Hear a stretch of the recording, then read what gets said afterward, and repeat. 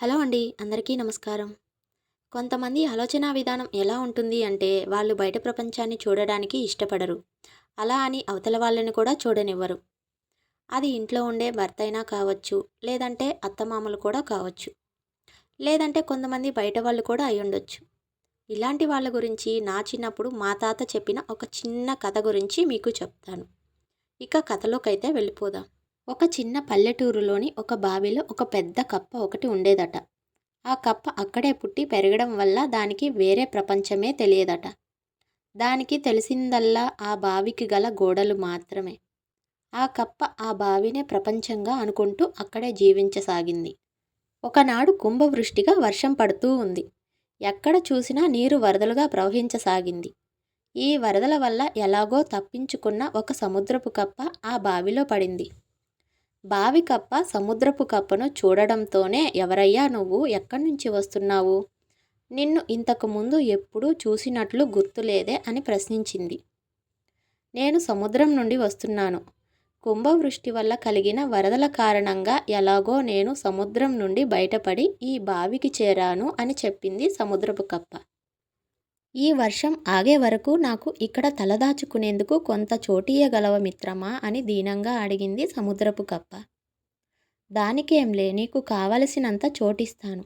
నాకు కూడా ఇక్కడ మాట్లాడేందుకు ఎవ్వరూ స్నేహితులు లేరు. అందువల్ల నీవు ఇక్కడ ఉంటే నాకు చాలా ఆనందంగా ఉంటుంది అని చెప్పింది బావిలో ఉండే కప్ప. బావి కప్ప, సముద్రపు కప్ప ఇప్పుడు ఇద్దరూ చాలా మంచి మిత్రులైపోయారు. ఎప్పుడూ కలిసిమెలిసి సంతోషంగా ఉండేవారు. అలా కొన్ని రోజులు గడిచిన తర్వాత, ఒకరోజు భోజనం ముగిసిన తర్వాత బావి కప్ప తన స్నేహితునితో ఇలా అంది. అది సరే, నీవు సముద్రం నుండి వచ్చావని చెప్పావు కదా, సముద్రం అంటే ఏమిటి అని ప్రశ్నించింది. అందుకు సముద్రపు కప్ప ఇలా చెప్పింది. సముద్రం అంటే ఒక పెద్ద జలరాశి. చూపు మేరకు నలువైపులా నీరే కనిపిస్తుంది అని చెప్పింది. అలా చెప్పినా కూడా బావి కప్పకు ఏమీ అర్థం కాదు. అది సముద్రపు కప్పను చూస్తూ తన రెండు కాళ్లను చాచి, నీ సముద్రం ఇంత పెద్దదా అని ప్రశ్నించింది. సముద్రపు కప్ప పెద్దగా నవ్వుతూ, మిత్రమా, సముద్రం నీ రెండు కాళ్ల మధ్య చోటు కంటే చాలా చాలా పెద్దది అంది. అందుకు బావి కప్ప తన రెండు కాళ్లను ఇంకా పెద్దవిగా చాచి, చూడు, నీ సముద్రం ఇంత పెద్దగా ఉంటుందా అని అడిగింది. అందుకు సముద్రపు కప్ప, నా సముద్రం ఇంతకంటే చాలా రెట్లు పెద్దది అని చెప్పింది. బావి కప్పకు సముద్రపు కప్ప మాటలపై సందేహం వచ్చింది. అది బావిలోని ఒక మూల నుండి ఇంకొక మూలకు దూకుతూ, అయితే చూడు మిత్రమా, నువ్వు చెప్పే సముద్రం ఇంత పెద్దదై ఉంటుంది అన్నది. సముద్రపు కప్ప ఇంకా పెద్దగా నవ్వుతూ, మిత్రమా, నీకు ఏమని చెప్పను, సముద్రాన్ని నీవు చూస్తే గాని అది ఎంత పెద్దదో గ్రహించలేవు. ఈ బావితో దానిని పోల్చలేము అంది. ఎక్కడ లేని చెడ్డ కోపం వచ్చింది బావిలో ఉండే కప్పకు.